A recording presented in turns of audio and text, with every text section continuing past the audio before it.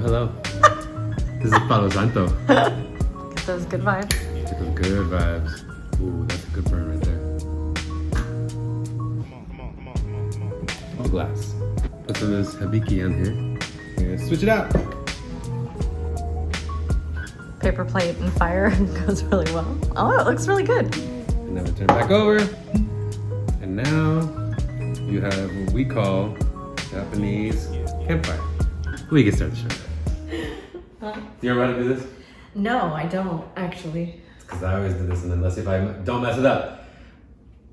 Hey everybody! Welcome back to another very late episode of Rhythm and Booze with Mikey Nikki. I'm Mikey. And I'm Nikki. And I nailed it that time. And this is a podcast where we talk about all the things we do in our life, which is all that stuff: dance, Lindy Hop, burlesque, roller skating, tights, leotards. Things have changed a little. Things have changed a little bit. I know the difference. Ask me the difference. We'll get into that later. We haven't been back for a while. The last time we were out here and doing this thing, we were talking to Jonathan Stout. I believe 4 hours. Yeah, I believe some people are still talking to Jonathan Stout right now. Love awesome. That guy so much, but he warned us before. He did, yeah. He was like, what's your time limit? Yeah. No time limit. Mistake. No, it was awesome. It was awesome, and we've heard a lot of people talk about all the things they heard. Even the little K-pop number that I forgot about, and then someone brought up, and it took me 2 weeks to find. It's a lot to skim through. Exactly. And that was my favorite part, I think, of the whole night. Well, here's a funny thing about what happened that night. You were there. Jonathan was over here. Yeah. You guys had access to your drinks on the table for most of it. Yeah, we did. I didn't. I was back over here where Planty is right here. And I could not. If you watch the video version, which nobody has except for me, I'm constantly peeking at it over, just like, it's so close but so far. But I couldn't because it would be like right between both of you and super awkward. Yeah. But yep. Little did I know that the recording didn't really do its thing. And so I could have done it anyways. You could have, but it's okay. And something came out of that video that hasn't been released yet. Or that podcast, and that Jonathan did a whole tutorial on the punch that we were drinking, and we have video of that. That was really good. It was a really good punch. Yeah. I'm gonna do 2 edits of that one. I'm gonna do one edit where it's gonna be 30 seconds long, and I'll put some lo-fi beats over it, because that's what we do now. And the second one will just be him talking the whole time to all the cocktail nerds. People will love that video. People will love that video. People will love this video. And speaking of that, we are going to be on YouTube. We're going to push us back on there, and we're going to do all the good things. I had a sudden panic attack, but I'll tell you after I say it. If you want to catch us more, please subscribe and review and rate us on Spotify and Google Play and Apple Podcasts. Yep. Apple Podcasts. Mm-hmm. We're everywhere you want to be. The reason why I was going to slightly panic is because I was like, did I need to upkeep? Do we still have all that stuff? I was like, yes, it doesn't go away. Oh, yeah. Did you not pay the subscription? No, I did. They did a lot. I think so. Jesus. I think that we're both super excited to be doing this again. And the reason that we don't have a guest this time is that so much has happened since the last time we did this. And life has kind of skyrocketed in this new way, and we have not had a moment. We've literally said, okay, we're gonna do the podcast, and then that day 500 things happen. We're like, we're not gonna do the podcast. A fire starts, lightning strikes twice in the same spot, like all the things that possibly could happen happens. Yes. So I think we've missed this. I know I have, and we do want to have more guests on. We've been thinking about that and talking about that, and we'll get there, but we thought that this time it would be important just to like actually catch up. Not necessarily, like, we don't need to catch up. No, we need to catch up. Like, it's like, how are you doing ever since I was over at that camera and came back? But so much has happened that we feel is relatable, not only in our lives, but with your lives. And I don't know, maybe we can all have a little therapy session here together. Well, we tried to do it yesterday, and it ended up being like, okay, we're gonna go do this thing, and then we're gonna come back and then do it. And then it ended up, we talked a whole bunch while doing this thing, and we came back, we're like, well, we just had our therapy session. Yeah. So we can't really do it now. But now, a whole other day with a whole new set of things happened today. So yeah, so what are we drinking tonight? what are we drinking? We are drinking Hibiki Harmony Whiskey from the Suntory Company. This is one of the best whiskeys I've ever had in my entire life, and that says a lot because I still drink a lot. So, but this also is really, really cool because this is one of the ones that we found when we went to Tokyo in 2017. Shout out to Amore and Lulu in Japan and Tokyo. Go Olympics! Have you been watching? Sports. Yeah. I saw fencing. You saw fencing? Swimming. I saw the swimming one. And I just feel like skateboarding, women's skateboarding. Oh yeah, that was dope. That was cool. I feel like they're out there for like half a minute and they're done. It's so fast. Yeah. They're amazing. So this whiskey is super good, but also we did this. I got this idea, as I always do, from my barber. Shout out to Cutthroat. He smoked some Palo Santo, which is this stuff right here, and then put the cup over it, and so it kind of like fumigated the cup a little bit. Smoky, and then we poured the whiskey on top. No ice. Cheers. Cheers. I feel like I'm racing through this, so forgive me for speaking so fast. No, I feel like you're doing great. Oh, thank you so much. I'll take some. Okay, so since we did this last, we bought a business together. Yes. That is called Atomic Dancewear. Yes. And not Dan's Ledowns. No, formerly Dan's Ledowns with a S. If you've ever been to Atomic Ballroom, it's in this big building with a bunch of other suites in there, and on the other end, the J Suite, for the last 15 years, was a place called Dan's Ledowns, and we've always been aware, they've been aware of us, and then they came over one day. Yeah, they stopped into the skate shop, we were working the desk, and they said, you should buy my business. Yeah. And my first thought was like, no. Oh, hell no. The last thing in the world I want right now is to take on their business. This is not happening. Let's go humor them. And this was, I believe, at the beginning of April, end of... Yes, beginning of April. End of March? Is that what that would be before April? Yeah. I think it was the end of March. I think it was end of March because we did definitely have a whole month. We did, and it was a month of back and forth. Is it going to happen? Is it not going to happen? How are we going to do this? How do they like me enough? I have the money they want.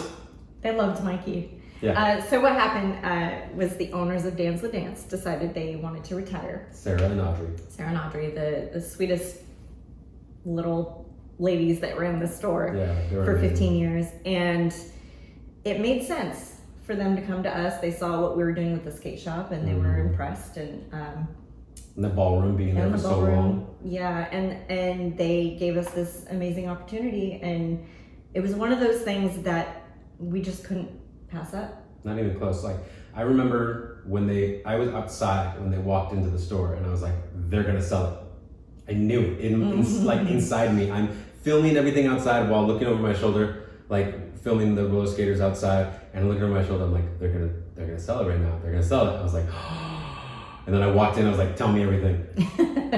And then we throw out numbers, and I was like, I have that number. I was like, I want to be involved. I kind of went like, I'm in. You did, and it was perfect timing because we would not or could not have done it without you.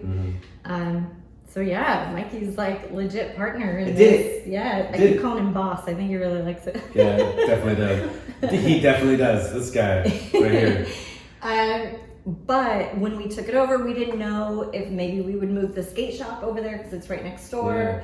We didn't know if we were just going to liquidate all of the product that we had in there and just kind of call it a day. I didn't know the difference between tights, leggings, and leotards. Yes, and their business model very much supports ballet, tap, jazz, mostly young kids. I would say under the teens. Yeah. Right? Yeah. Like little kids come in there and it's the cutest thing ever. But now, after being there for a couple months, and I mean, I sat there at the desk for 2 months, almost 2 months. Almost 2 months straight, just taking notes from everybody who came in, asking the parents what they wanted, what they wish we carried. If you ever want to get on somebody's good side, like favor towards the thing that they know or they feel they know more of than you. So you're like, I felt this the first time, and I was telling you that I was like, I'm sitting there talking to all the customers as they come in, and it's of course a lot of parents, and they're already strange. Like, there's a guy here. Yeah, where's Audrey and Sarah? Yeah, where's Audrey and Sarah? And the idea that I'm like, yeah, I'm the new owner. Please tell me everything you know, because I barely know it. And they're like, let me tell you a thing or two. Yeah. And they kind of stick around for 10 minutes and tell you all the cool things. And that was the best way to learn. Yeah, it's been amazing, and it's a completely different world. We've been in the adult dance business for so long that, you know, we don't get to see little kids in tutus. No, not like that. And it's so cute because these little kids, they like come bounding out of the car and like pirouetting through the parking lot and into the store. And it's so cute. And you haven't lived until you've seen Mikey fit a little girl for ballet shoes. It's so cute. It's the best little thing in the world because they're like, you're so stinky, but so cute. Get up and dance. Get up and dance now. It's so cute. Adorable. And it's been really rewarding, I think, in a new way. And it's been really fun so far to learn a new industry from scratch. And we're being really positive, one, because we need to be, but also because we choose to be. Like, we know, we'll get into the nitty gritty, as it were, in a little bit. But the thing about learning a whole new industry is that it's all brand new, and it can all be kind of absorbed and like, imagine you being a beginner dancer again, but like knowing a little bit something, maybe the side, like parallel to it, and then you go into this field and you're like, oh, I am brand new to this, and then you start soaking it up, and that like invigorates you to keep pushing forward. And that's what I felt through this whole process for the last, it's only been 3 months. God, it's only been 3 months. So they came to us in the beginning of April, end of March, and May 1st rolled around, and we were the brand new owners. May 1st. Hold on, I haven't wrapped my head around this. Well, it was May 3rd, actually. Yeah, okay, so we did a Vegas trip. For your birthday. For my birthday, which was April 30th. So we were literally signing contracts remotely to make this all happen. Hashtag DocuSign. Yeah. In Vegas, like, hurry up, let's finish. We gotta go to dinner or whatever it was. It was right after we had a shit ton of mimosas and went shopping, and we're like, do I do it with my finger? And I'm just like trying my best to figure this whole thing out. Yes. Yeah, that was so much fun. It was so fun, but terrifying at the same time. Because, like Absolutely. I said, I was like, no, we're not doing this. Yeah. But I'm so glad we did. Me too, And for sure. I feel like we've learned so much already, and there's so much that we haven't even touched. Here's the thing that happens in the dance store world. Everybody comes in and asks for a discount. Everybody. Because they come in and they go, I'm from a dance studio. Truth. Can I have a discount? And we're like, well, isn't that the point? Yeah. Isn't everybody from a dance? Like, you wouldn't walk into Nordstrom's and be like, I wear clothes. Yeah. Can I have a discount? That's exactly it. But the closest thing you could feel to it is like, give me the friend discount, for the friend discount. And we all know that as artists now, like, and small business owners, that it's like, actually, that's not the point. You're just a wait for the sale if you want to, but like, you go for it. It's sort of like being in a strip club. Explain yourself. Strip clubs. You have lap dances. You can either pay for one, or you wait until the DJ says, all right, this next song is going to be 2 for 1, 2 songs. They come up and you pay for 1 song, but you get 2 songs. Because each song is about a minute. Okay. So really, in the long term of it all, you just end up lonely in a home. Just like a small business. Thank you, everybody. That took a turn. Yeah. But you're absolutely right. It's a very strange thing. You walk into a new community and they have a whole set of rules that make sense to them. And you see why, but also now you see why in front and then behind, you're like, that isn't, well, okay, well, for you, I'll give you that 10%. Yeah. For you, just for you, my friend, Sarah. Okay. So it's been a bit of a learning curve for us in this new industry, but luckily we had some experience. Yeah. Because just not even a year before. Not even. We're still rolling up to it. We're still rolling up to a year. August 22nd. We opened a skate shop. Mm-hmm. And had we not opened the skate shop, this whole thing would have been so incredibly daunting, but it wasn't.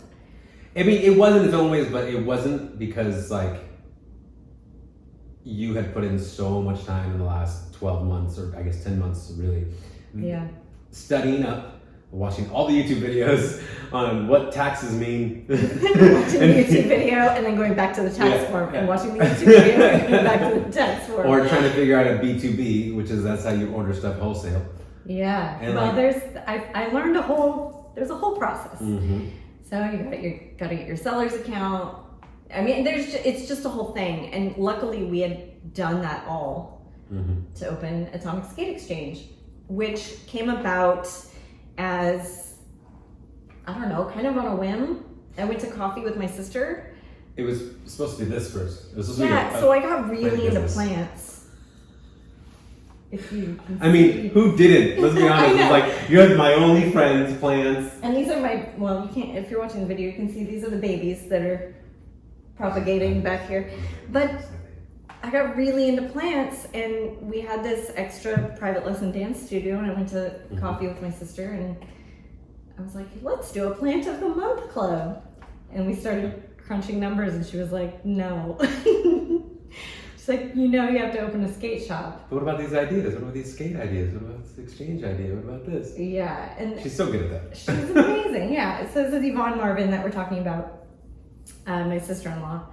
And the whole skate exchange idea was her idea. And sorry.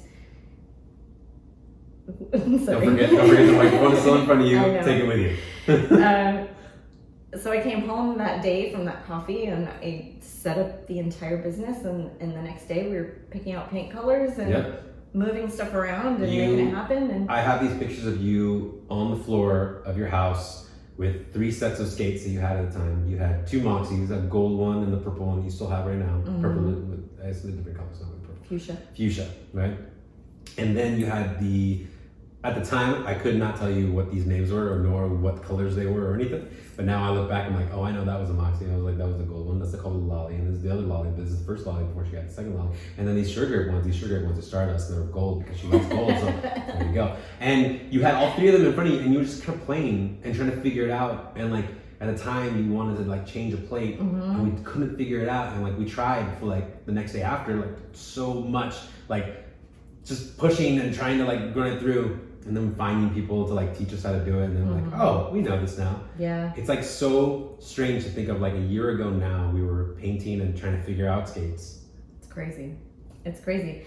And the other thing is that Shaysha was so ingrained in the skate community and had been putting in the time and effort before the pandemic to get to know people in the skate scene, at the adult night at Fountain Valley, that he'd made these connections already.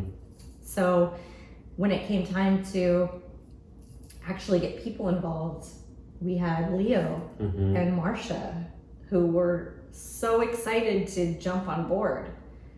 And a few months down the line, Leo's teaching classes, and he's bringing out these local skate legends, and they're jumping on board with us as well, and it just kind of snowballed. It was just the perfect timing, like the perfect storm of everything happening that pushed a large community of skaters that did primarily indoors, push them outside, just like the rest of us, because of the pandemic. It's like, what are we gonna do? Well, let's go outside. And then figure it out there. And then the community rallying around each other over and over again, just being like, there's a good place to skate, there's a smooth spot, you bring your leaf blower, I'll bring my escoba. That means broom. And we'll dust this whole place off, and we'll make it skateable. And I think the whole community did that, and so did we, with offering these free lessons, which we still are at the shop. And it offers accessibility, but not only that, it offers a place for somebody to just go out and skate with other people. Yeah. Which is like the thing we all missed during the last year. Well, we had so many dancers who were coming to us, and this is where the exchange idea came up. We had so many dancers that were coming to Shaysha and I asking where to get skates, because when we decided to do all this, there was a worldwide skate shortage. Still is pretty much. Yeah, because everybody during the pandemic, just like bikes, just had like workout equipment, got into skating. Exactly. And so the supply chain was like cut in half. Yeah, do you remember what we were doing? We were scouring. Oh yeah. For Facebook Marketplace every day. Yep, used skates, Craigslist. and we were driving all over from Orange County to LA to. We went to the Valley once to get. We did, a pair of Panthers. To get a pair of roller skates that we could offer, and we gathered enough skates that we could actually open. And we opened August 22nd. I just checked it last night. Yeah. That's so crazy. And here we are again, we're like a year later, and I'm still having a hard time finding skates. Exactly. I think just like with everything else in the world, everything is going to do a shortage. Like there's not enough people that can make them, and the people that can go back to work are choosing not to go back to work, which is an individual thing. It's not anything to bash on, but it does shorten the supply chain. Like computer chips for cars, or lumber, or buffalo wings, of which we're pretty much like half responsible for. Yeah, I think it's our fault. We ate a shit ton of buffalo wings during the last year. we have a little ritual when we've had a really long day, a really hard day. We call this place called The Cut, and either I can call or Mikey can call, and we start to say our order, and they go, "Is this for Mike?" Yeah. I give my name as Mike when I go to restaurants because I think it's funny. But that's the only thing. But we go there constantly, and we always get wings, and that's why we have a wing shortage. Wings and skates. Wings and skates. But I think here's an important thought, and I'll get back to it again after we talk a little bit more about this. There's something really good about learning something new. There's something really good about being a beginner again. And I feel like we've said that plenty of times in our dance life and in classes, and said it to people like with inspiring feelings behind it. And they're like, yeah, it makes me feel good. But I can't say I've actually felt that before. The only other time that I've ever felt like a beginner or something, or somebody that's like soaking up knowledge, is when I'm hanging out with friends or people that I feel are going to be friends for like my life, where I'm like, I'm learning so much from you, and I'm just asking questions. Like over and over, and I'm just like, we could talk about anything, because if you know a thing, like I want to hear it, and if you feel passionate about it, I definitely want to hear it, and hopefully vice versa, you'll want to feel that from me. And I think in this whole skating and dancewear stuff, I've learned so much from the people who come in. The customers are now staff that are way better at it than us, but that we had to teach them how to like get to that point and use their knowledge properly, or like in a way that we felt was good. And I think it's all cyclical that way. It's all wraps up on itself again.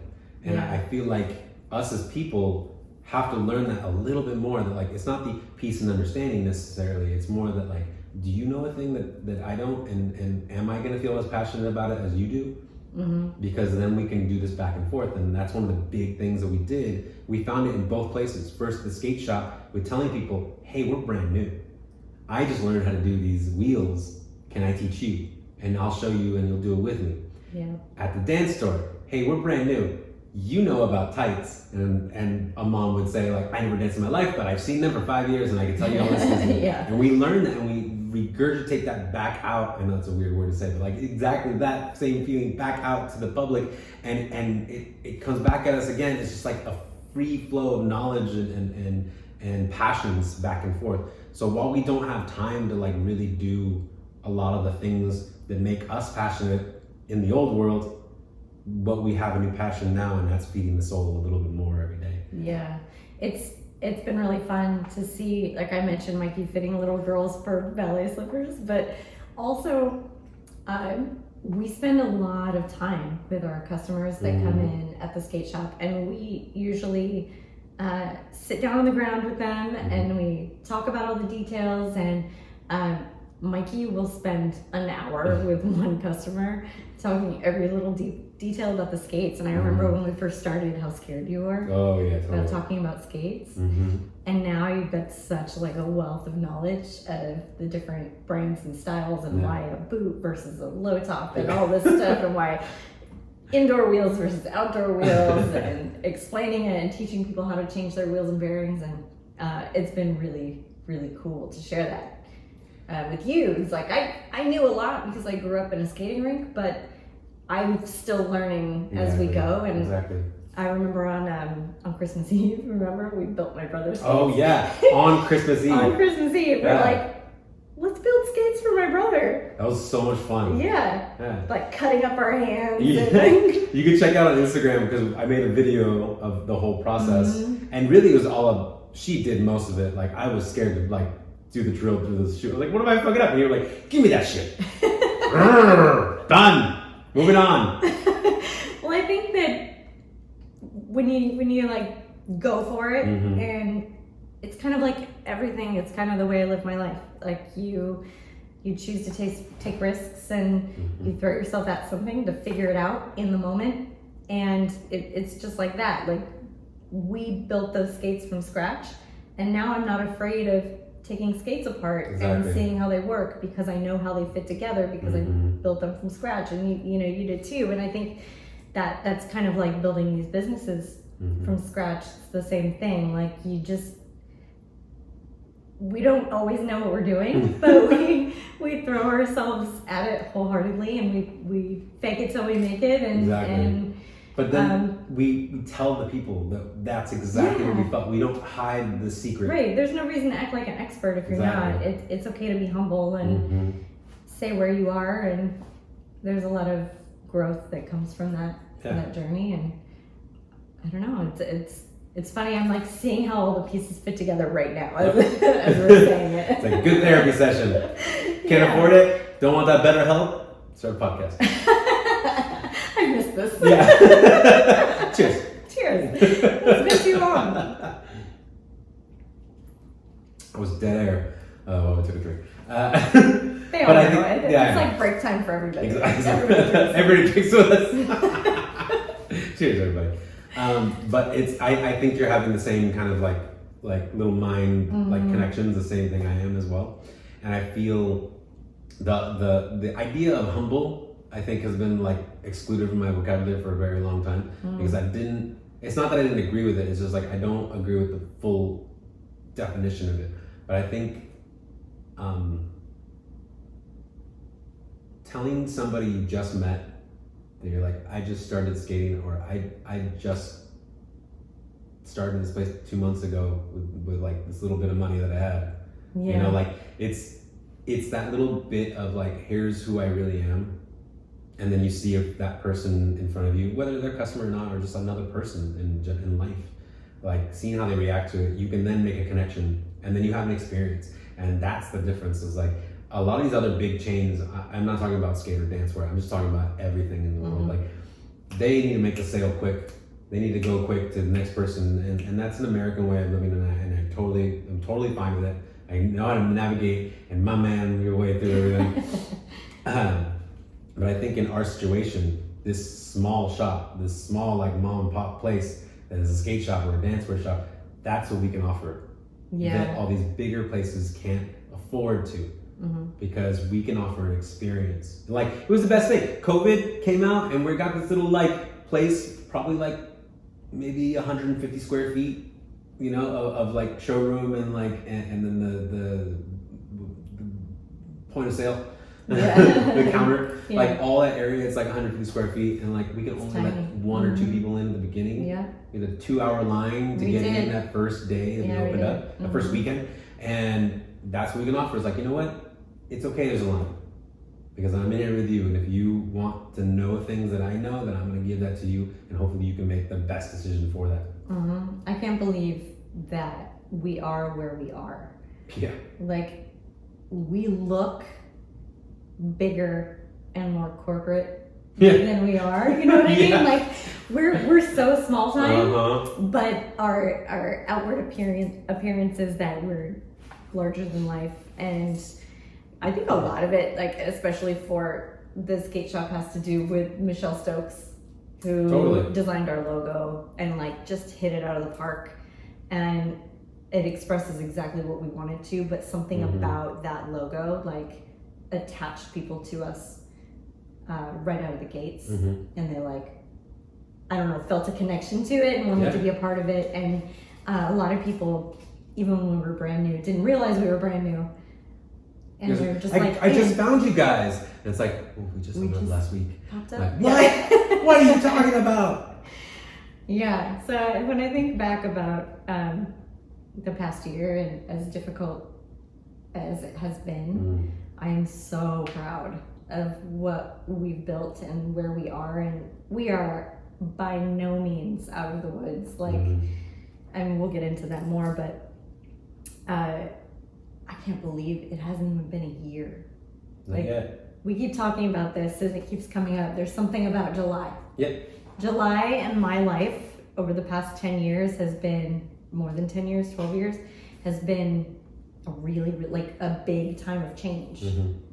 And like my when we bought Atomic Ballroom, it was July 2008. I was very pregnant.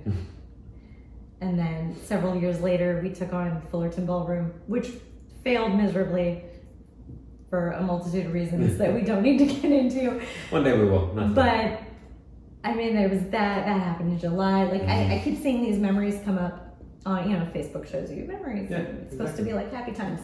But I look at them and I'm like, oh my God, like July. I see the same thing in Fullerton, like gutting, painting, cleaning, organizing. Throwing things away. And then I look at the memories from last year, doing the same thing at the same time. And then this year doing the same, like we just finished painting in a dancewear store. Exactly. It's just like, there's something about this type of year that, I mean, I've never been one to like follow astronomy and astrology and all these things, but I find myself leaning more towards my horoscope as I get older, and totally true. And it resonates, and I don't know, it's really interesting. If you were to call like the summertime as a season another name, taking into consideration everything you just said about your history in the last 12, let's say 15 years now, what could you call it for you personally instead of for summer? Me, growth, reinvention. Reinvention is what I was thinking. Yeah. Yep. It just keeps happening. And I think, you know what, it can go even further if you take it past the kind of entrepreneurial spirit that you have as well, is that if we take it into like the artistic world of what initially got us to the points where we are, is the dance world. Harangue is around this time. Yeah, July, yeah. ILHC is around this time. Camp Hollywood used to be, yeah. Yeah, exactly. There's so much little things, and like even further is like Beantown is around the same time, and then there's I'm missing the other one that is also around the same time as Camp Hollywood now, and I think it's New Hampshire. Oh yeah, right, something like that. Yeah, I know what you mean. The people from Rochester took it over, and there's a lot of energy in summer. When I did my yoga training, it was this time of year too. There you go. See, there's so much. So I think reinvention is probably one of the best ways to describe it. And let's take it back a little further on a lighter note. Summertime is that time when you get to like refigure out yourself and then go back to school as a new person. That's true. So that's what we do every time. Maybe it's like ingrained in us. Yeah, I think it really is, and there's a lot of things, especially that I've seen over this past year. Or a couple years, like with you and your kids, like that summertime is like really important because you're like, I have 2 less things to worry about. Yeah. In the sense of like going to school and doing that thing and then coming home and picking up, you can take them to work with you, or you can leave them home now they're older. Like there's a whole bunch of extra little bits that come now as the years progress with summertime, and I think reinvention is definitely the key to it. Like that's exactly what I was thinking in my head. I was like, oh, that sounds like reinvention. Do you feel that way too? Fuck yeah. Yeah. I don't think I put enough stock into myself to like to say that maybe 3 or 4 years ago, but I think now for sure. As I've probably said it many times on this podcast, like I feel like I've had a lot of energy and I focused it onto 1 or 2 things at a time for years. And that could go both ways, negative and positive. But I think for the positive parts, it was a lot of dancing. It was a lot of getting myself to the things I wanted to do, applying for the jobs that I wanted to get to. And I think now then I knew around 2016, 2017, like it's so clear in my head that like, okay, it's time. Before I get upset about this passionate thing I wanted to have, wanted to do for so long, I need to take all that energy while it's still good and focus into something else. And I remember thinking to myself, I was like, okay, 2018 is the last year I'm gonna like do big travel gigs. I've been doing it now for like 5 or 6 years, where I've been leave for a year at a time, or like months at a time, and I want to refocus it. But I didn't know what. And I tried a couple of things and they didn't work out, and I was like discouraged.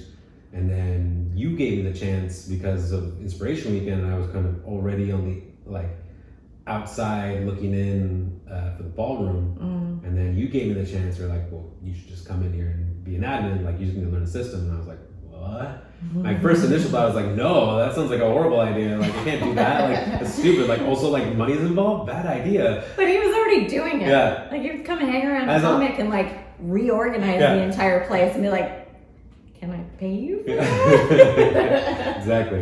And I think it's sort of this strange imposter syndrome that we talked about a few times before, but I think at the same time, it's like, I had this idea of what I wanted to do, but I had no idea what that idea was. I just knew it was an idea. And so when you came along, you're like, here's the idea. And I'm like, no, I'm looking at this thing. I don't know. I can't see it. I'm looking at that thing over there. Like, no, don't bug me. Like, that's, and then I realized, wait, like, it's sort of that old proverb of like the person drowning in the ocean. It's like, save me, God. You know, like send 3 boats over and like dies. And like, I send you 3 things. Like, come on, why didn't you take it? Like, obviously I'm sending you signs. Like, whether it's a higher being or the universe or chaos, that makes sense. Like, whatever you want to think of it is exactly back that same thing. You had this thing that you're super passionate about and you wanted to share it with me. And I don't know if like I could have ever expected it, but I'm so glad I did, because one led to the next, the next experience, the next feeling, to the next learning times. Yeah, I think that it all kind of happened at the same time too, and so we're talking about Atomic Ballroom, and for a long time I was raising my kids, and I wasn't involved because I was needed. I was stay-at-home mom and a dancer. Yeah. And so we had a full staff that ran Atomic Ballroom. And after the whole Fullerton thing happened...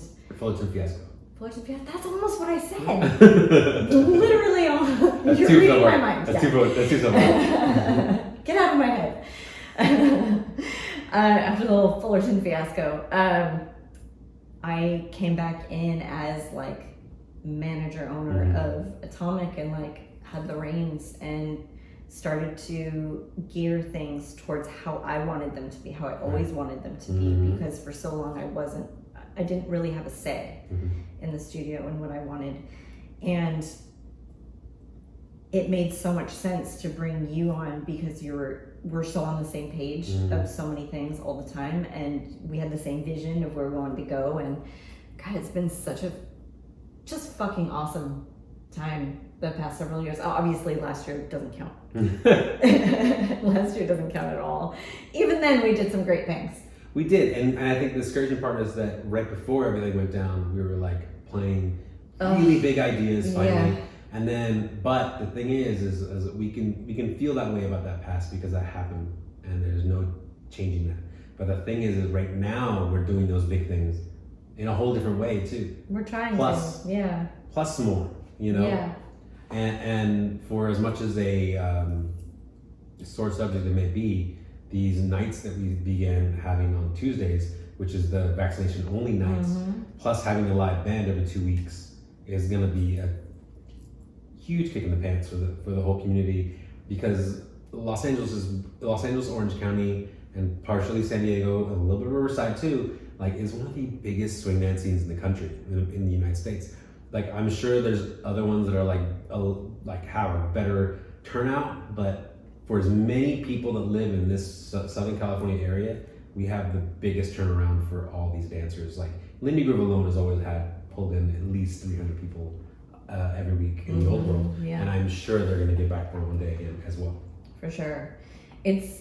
We talk a lot about the old world and the new world, and this is so uncharted territory, and there's things that we have to do to survive, and there's no knowing what tomorrow brings. And I think that as business owners, that's the scary thing, is that that we're not out of the woods. We still don't know what to do. We're still doing our best to get by. We're still trying to make people happy and accommodate. And man, it's tough to navigate. And especially, it's one thing to be a business owner. It's another thing to be an artist in all of this too, and kind of find your place. And I think that's something that we've both kind of been struggling with a little bit, because work has definitely taken over life in every way. And I mean, like this podcast, which was kind of like a release. It was something fun for us to do, and then we got to a point where we just couldn't. Mm-hmm. I get why people go through seasons of podcasts as opposed to like there's some podcasts like that I listen to, but like they don't go through seasons. They just keep going. Just like found a way to just like make it a thing that they do. But I think for us, this was the reserve energy. This was like the extra little bit that we're like, cool, we don't have to monetize this. We don't do anything about it other than just get on the microphone, which we already knew how to do, and play with it. And yeah, we fucked up a lot. Rather, I fucked up a lot. Like you did great. I mean, I learned a lot. Yeah. And I know it was probably struggling on other ends to hear like how like it doesn't sound that great. Also, that should be higher. These don't match up. But I fake it till you make it. Fake it till I make it. Absolutely. Where's the YouTube video that teaches me how to sync up audio and video? All right, here we go. But I think it's those were our reserves before, and like we have that kind of memory. So when we get home from work, or like spending the whole day at the dance or like being at all three places on a Saturday, we're like, yeah, we'll do it Saturday. Yeah, Saturday sounds good because Saturday's usually a chill night off. Like, all right, cool. We get home, we're like, fuck that. Join the hot tub, we're drinking a bottle of wine. Salad and chicken wings. You can always tell the difference between a hard day and a very fucked up day, because a hard day just has one little lunchbox of chicken wings, and those double days though, oh, that was a fucked up day. That's when we get the chili sriracha. Yeah, exactly. The Cheeto Keto, you might say. Cheeto Keto day. Yep. I think, but this whole thing now is like, now we're looking for those moments where we can use our reserve energy for something fun, as in going out dancing, or doing a podcast, or like hanging out and not doing anything, or seeing friends. Watching an entire season of Ted Lasso because we found a day off. Best fucking show ever. Except they don't play soccer, which kind of kills me a little bit. You can tell she's serious when she does her finger. Just one finger in the air. The Victorville stare. Yeah. But I think this is really good, and I think this is something that we are very much, I feel like, maybe you a little more than me, like empathetic empaths, and feel the energy around and like feel the weight of it, like literally. And I think sometimes when we have these moments where we're just like, okay, we did all the things we meant to do today. Tomorrow will bring a whole new set of things to do. But right now, the goal has been met. We're not doing anything. We're just relaxing. Like, everything's chill until tomorrow. Like, and I think this is one of those moments. That's why it's really, really good to recognize that. Don't recognize what just happened so much, or what's about to happen. You gotta realize where you are right now. And where we are right now is we just lit some sticks that smell funny, and we poured some brown liquid you should not be putting in your body, but it tastes really good. And we hooked up some microphones, and hopefully 5 or 6 people are gonna listen to this and be like, yeah. One would be great. One would be great. I think we talk a lot, and hence the podcast. Yeah, I mean, this is like a small fraction of the shit that we get to. But I think that one of the recurring themes, at least for myself, in that, you know, I've been continuing to produce shows, and we did shows outside with a limited capacity, and that felt really good. And now we're back inside, and the shows have been selling out, and they've been amazing. And I'm finding that, I mean, we talked before about our artistry in one of our earlier podcasts, and I find that it's been definitely harder and harder to find what it means to be an artist, and to find the time to be an artist, and to feel creative. And I think that we've all been traumatized over and over again for the past year. And I know for myself, I'm always waiting for the other shoe to drop. Like, okay, it's gonna happen. Like, we're not out of the woods. What's gonna happen next? Like, it's really hard to feel that there has been progress when we hear that there hasn't been progress. And I know for myself, and I'm sure other people feel this as well. And I think Michael Gamble put out a post recently that that resonated so much with me, because it was exactly what I was feeling. And is that it's so hard to put things out there as an artist these days, because it feels like nothing matters. That artistic thing that brings us joy is so small in the scheme of the world, in the scheme of people getting sick and dying and all this political drama. And I don't know how you feel about this, but I feel like these little moments where maybe we're talking to a camera and a microphone, but we're being super real and having a real conversation, are like so incredibly meaningful because they matter, right? It's us talking about things that are important to us. And in the scheme of all this chaos, it's like a calming moment. Well, it's our chaos. It's the torment of our mind.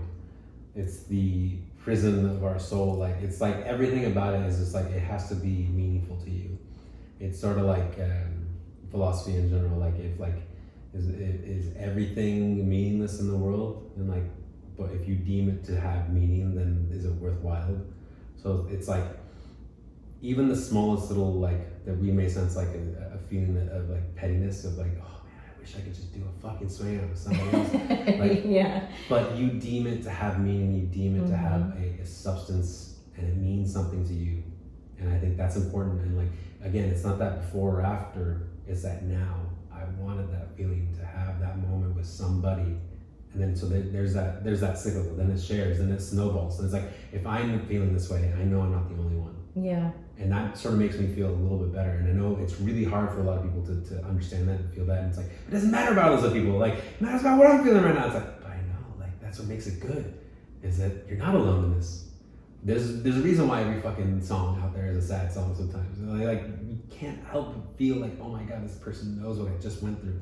Yeah, it's funny that you said that. Sorry. No, somebody shared a funny meme today that was like, when you listen to a sad song over and over again, knowing that you're torturing yourself, but it feels so right in the moment. I feel like it's that exact thing. I that's like the downfall I feel of Spotify, because like iTunes tells you how many times you've listened to that song. If you have your iTunes out, just hit that how many times played, and you'll see which one. It's usually a sad song, let's be honest.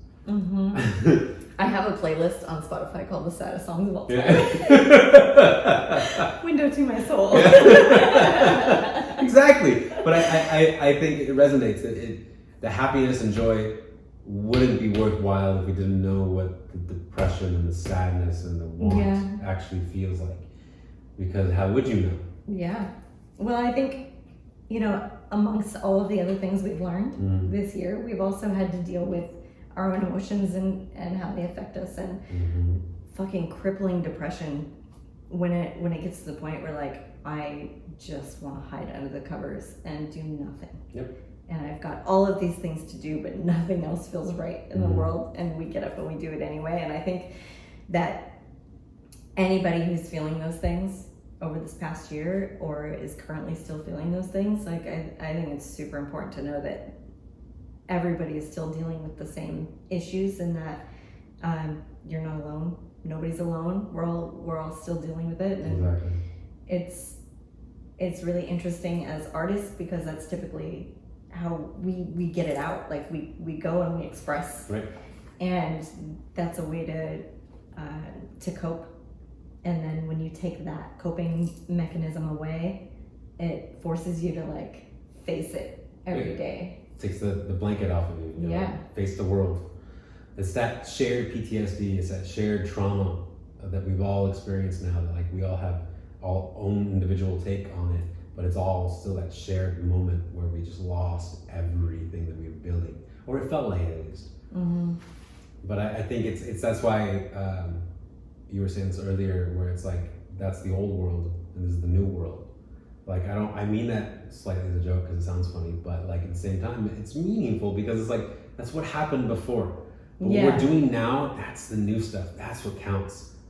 Like if we don't do anything with it, then all that year was really for nothing then. But if I can use everything I have, like I do believe in a little bit of faith. I do believe in a little bit of like understanding what's going on around me and like seeing little signs, sure. But when a number pops up and it happens to be the number that you have in your bank account, you know, and it's like, I didn't touch that money for 6 years.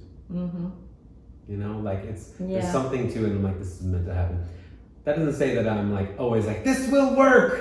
Steam ahead, all the way, everybody. Yeah. Buy more tights, motherfuckers. No, it's tights and shoes. Tights and shoes. Those are the things. And the shoes and the taps that go along with it, and ballet shoes as opposed to but the point shoes, you don't know how to. I don't know point shoes. But we know somebody who does. But I mean, I don't know. They sound great, okay, but then we gotta pay. You know, it's very easy to fall under the weight of it all. But you can have a little fake it till you make it, and steam forward a little bit. Yeah, I kind of didn't believe in that saying for a long time. And then I started realizing that now, like I apply that to my life. That's I think That's I did That's showbiz, yeah. Yeah, it is. I think that's relatable in every aspect of life because, you know, anytime you get into something new, you're faking your way there. You're learning. And then you figure it out and you grow and you grow and you grow. And I think that if we've learned anything over the past year, the past 12 years, like I said, like you just gotta fucking throw yourself at stuff and hope that something sticks and hope that you grow with it and hope that people come along for the ride and that's it. Like it's taking risks is everything to me. Like I feel like if you don't take every opportunity that comes your way, you never know what can happen. I think the idea that taking every risk for what it's worth, figuring it out in the middle of it is also really important as well. Like, I think it's really easy for us to be like, just go for it. Like, but go for it knowing that you can always just be like, I'm out. I did as much as I could, and you know what, it's not for me. Or wait a minute, what if I changed it and did it like this instead? Like, you can be that source of inspiration just for yourself. And I feel like in this conversation, like I have not felt like I want to dance, but I felt like I don't want to lose it. Yeah. And that's really hard. And I told you the other day, I was like, this is still important to me, even though I'm not doing it the way I used to do it, or I'd like to be doing it. But I realized that, yes, I am going to miss out on some dances, and I'm going to miss out on some dance opportunities, but I'm doing it for this other reason. And that's what I deem to be important. That's what I want to happen. I have so many other times, instances where I like pushed myself over, like, no, I gotta like not be there for birthdays or celebrations or family get-togethers or friends or whatever, or friends' weddings, like things like that. Like I'm like, fuck that. I'm gonna go over here and I'm gonna go do this crazy little gig and who knows where, because that's what I want to be doing. And that's the same energy I'm taking out and putting it somewhere else, and it's just that realization right there. It's like I'm not necessarily. I am missing out on a thing I used to have, and that knowledge will always stay with me, but I'm doing it for a better reason. And I feel like that empowers me a lot. But it still sucks sometimes, for sure. It does. Remember Joe's? Remember Joe's? Yeah. God, I miss Joe's so much. Remember fucking, I mean, like we were supposed to go to this gig in Germany in 2 weeks. And we're just like, it doesn't feel right. And also like we have this new business venture. It doesn't make sense.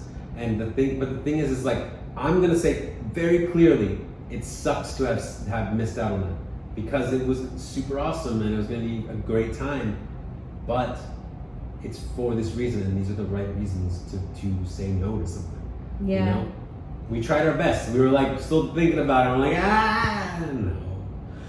no. Yeah. Oh, God. That's what I'm saying. See, that's what I wrote it down in our notes. It sucks. It says we have to be. We've been so lucky to have each other and dance with each other for the last 2 years, which is almost 2 years now.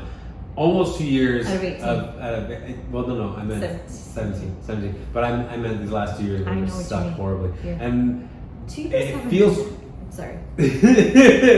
But it feels like we have to make space for other people. Like, not to say that we're old or that we're retired or anything like that. It's not about that. It's not a definition. It's just like, I know that there's someone else behind me, as hungry as I used to be, for that one thing that it's right in front of me. And I'm like, you know what? I don't want it. I'm going to go over here and do the other thing that I want. I'm going to let these other people come up and do the thing that they want a little bit more. And that feels good.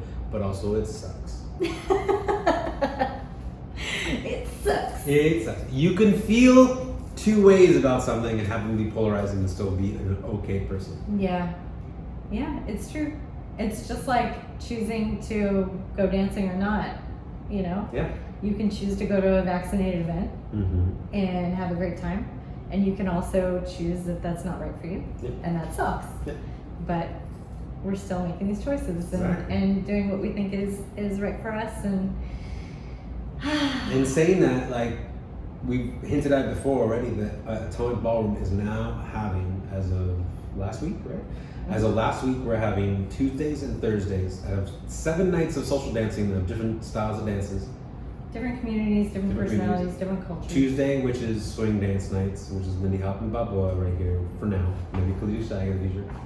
And and Thursdays, which is West Coast Swing, led by the amazing Ben Morris,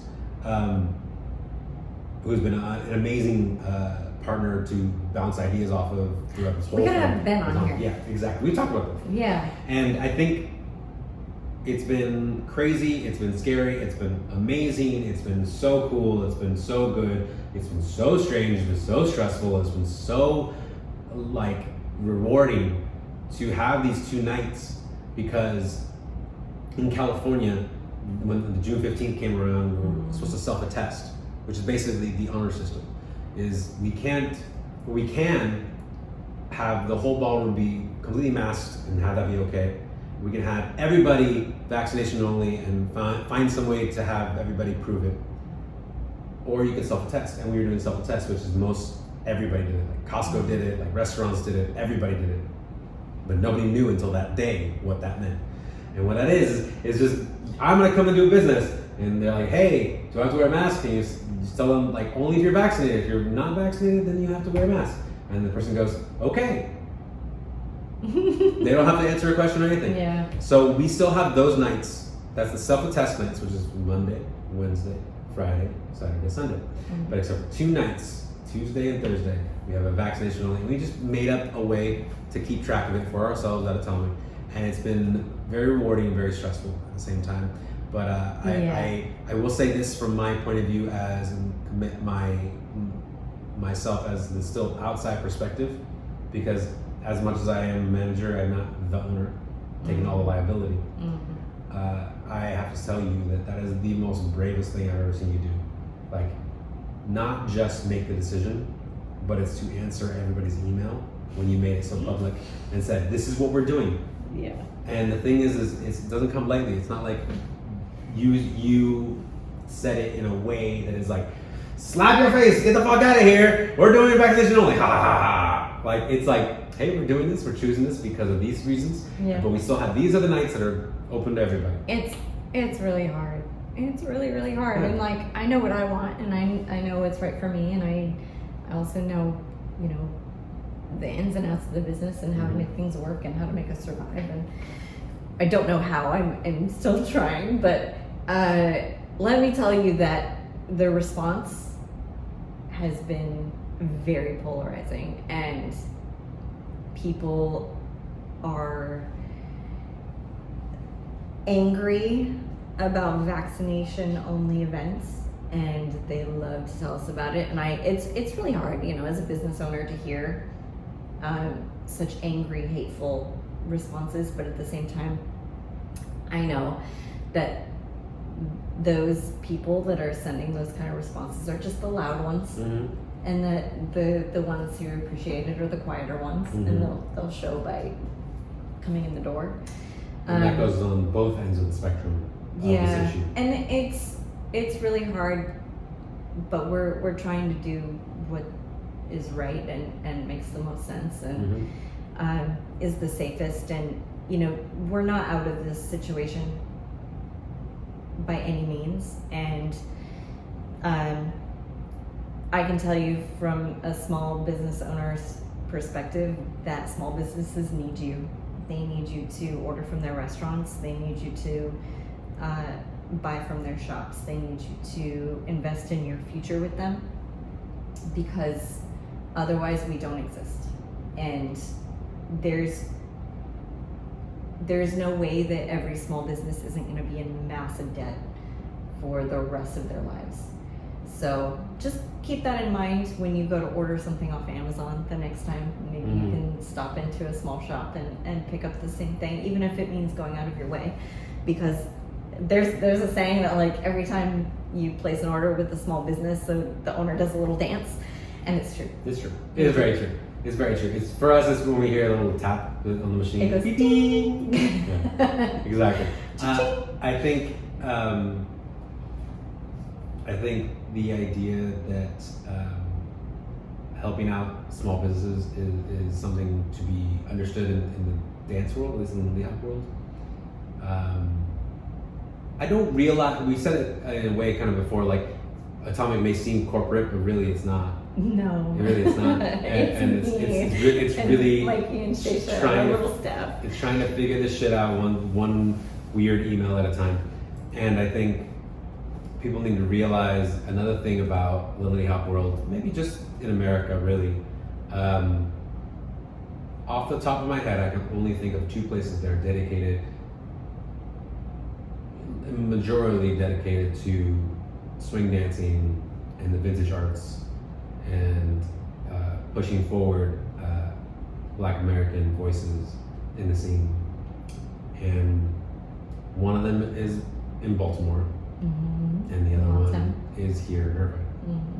And I think before any of you out there listening writes another email on one side or the other, please realize that there's a lot of places that don't have a say in it and don't have a stake in it. Maybe they lose a night, no problem, they'll find another YMCA, they'll find another dance venue, find another restaurant, they'll find another bar to do their thing. And that doesn't make it less than.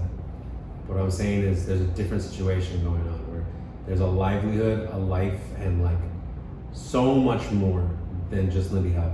If you think of it in the scheme of every single dance that you know of, finding a home, that's Don Baldwin. And that is so hard to feel that like we're trying our best to do the best possible thing for everybody in the situation. Not trying to be petty and not trying to do the thing that like, fuck it all, we're just gonna do this. No, it's like taking into consideration every goddamn email. Tens of thousands of emails went out in one day. Tens of thousands, I won't say the exact number. Tens of thousands. And about, I would say 20 came back. But that was from both ends of the spectrum. And I'm saying that in the sense of for and against vaccinations and this whole situation with masks and everything. I got to see them all. I consider myself extremely privileged to see this and see Nikki work her fucking magic writing these emails and making them answer back so politely. Thank you for your time. I love when somebody sends an email like, fuck you, fuck this, fuck that, fuck you. And I'm like, thank you for your kind response. Yeah. Thank you for taking the time to write us back. Yeah. And we can joke about it all day long, but those kind of things, like small business owners, especially brick and mortar fucking business owners, like, it's one thing to rent space one night a week, like Mikey said, but another thing to like have a space, have a home for dancers. Man, it can be really, really intense, and those emails like cut deep, because you really do try to do your best for the community and for the people around you, and try to make everybody happy, and there's no way to do it. There's nothing worse than to make a decision that feels so right, but just a little bit of wrong, and someone tells you you're wrong. And then that little bit of wrong ends up being everything. I'm like, fuck, wait, did I do it? Yes, you did. You made the right decision. Yeah. And here's the thing, it's like, it's not done, like you said before. The whole thing is not done. We're not out of the woods yet. Far from over. But at Atomic Ballroom, you can have it one way and you can have it the other. Whatever you want, it's there. There's plenty of nights where you can go swing dancing and do it in the way that you want to be doing it. So come on Tuesdays. Yeah, so come on Tuesdays. Because we're gonna have to draw this out again. I swear to God. It's the Atomic Summer Concert Series. I swear to God, I used Canva, which is like a graphic design thing, makes everything really simple. It's like a plug and play. Way before this in the old world, and I was like just scratching the surface. And now I'm like using it a whole different way. But there was like this whole time I didn't use it for a while. I was like, do I know how to do this? Yes, I do. If you don't know what Canva is, and you're a small business owner, I highly recommend you jump on it because it's awesome. Yes, and we can always tell who uses it because yeah, ads on Facebook. We're like, I know that one. You can animate them. Yeah, it's so fun. That's the pop one. That was a good one. But yeah, everybody, that's we're gonna wrap it up here. But that was our session. It's just actually not much stash. Just a little rap sesh, a little therapy sesh, a little clinkety clink sesh. You always finish first. I know. It's Hibiki though. Jokes.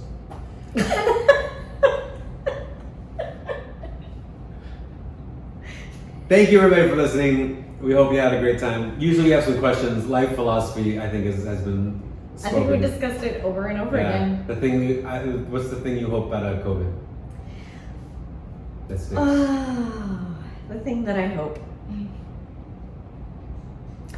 I think that our guests have said it over and over again, and I want to reiterate. I hope that the kindness that people feel, I think the willingness to support small business sticks around.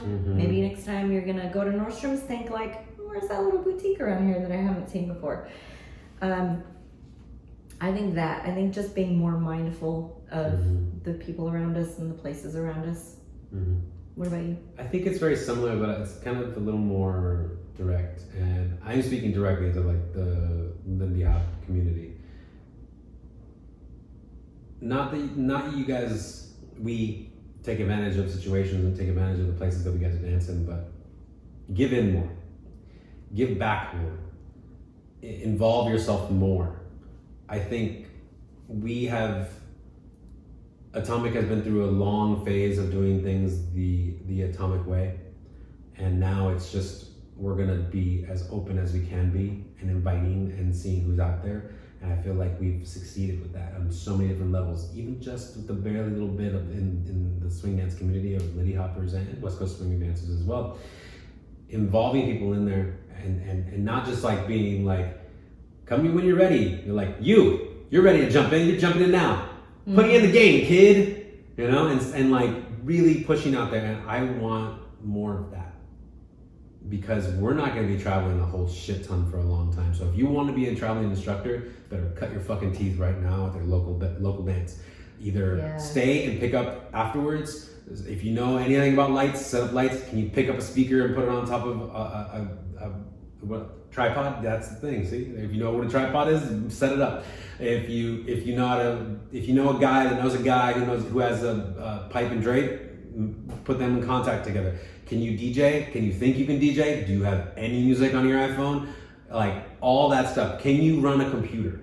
If you can run a computer, you can run the front desk at Atomic. Like there's so many little things that could just help, and it's not like it's gonna take up your whole rest of your life. I'm not asking them for a life commitment, but what I'm saying is, from my point of view, when I learned that in my 30s, and I was already doing it way earlier at Atomic, and that's what makes me feel so good about being back there again, because I started as a shithead instructor that didn't care. And then I became a shithead instructor that cares more. Take that. I think it's okay to want more out of your scene leaders also. Totally. Really, examine the values of the people that are representing your community and be where you want to be. Yeah. And that goes, I think, for both in the burlesque scene as well. Like I say dancers and I say Lindy Hoppers a lot, but I really mean that in both worlds. And I don't think there's that much of a difference anymore. There's a lot of people that feel artistic and they want to show it and they want to prove it. And that's awesome. But you gotta see what goes on around you so you can really be really informed on how to do your thing even better. That being said, I'm gonna finish this whiskey because I feel so good. I know, so tasty, so tasty.